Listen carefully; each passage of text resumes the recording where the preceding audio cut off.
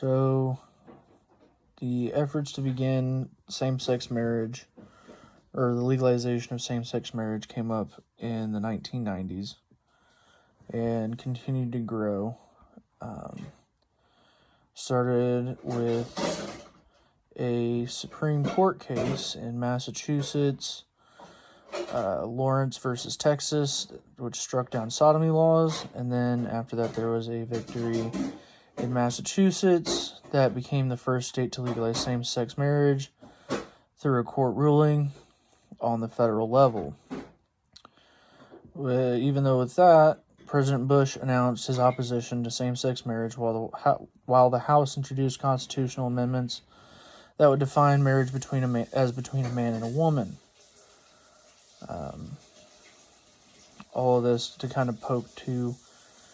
that in 2009, the Senator Savino began her charge of the fight to legalize same-sex marriage and exemplify why in the U.S. it made no sense that we even denied them the right in the first place. All of the, I suppose you'd call it, refusal to these peoples was from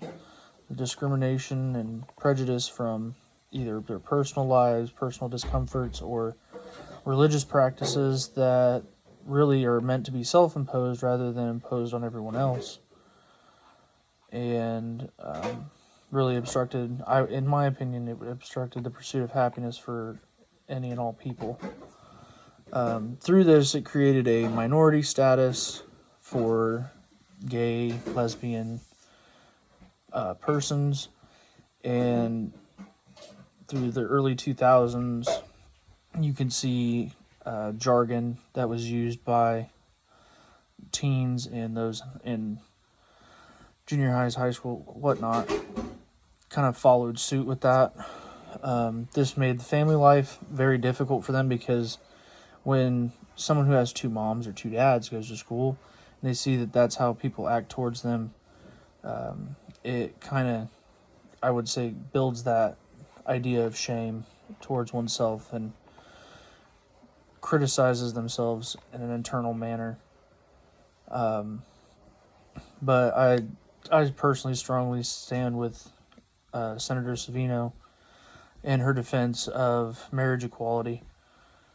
mostly to the fact of it's not anybody else's business to tell two people what they can and can't do as well alone, but especially in what commitments they wish to make to each other or what contracts they wish to enter together.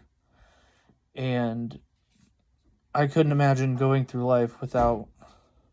my significant other or something happening to her and everything's out of my control, and then the family wants to do something completely opposite of their wishes, or well, her wishes, and I just have to be okay with it. I couldn't live like that, and I don't see how we should make other people have to live like that either.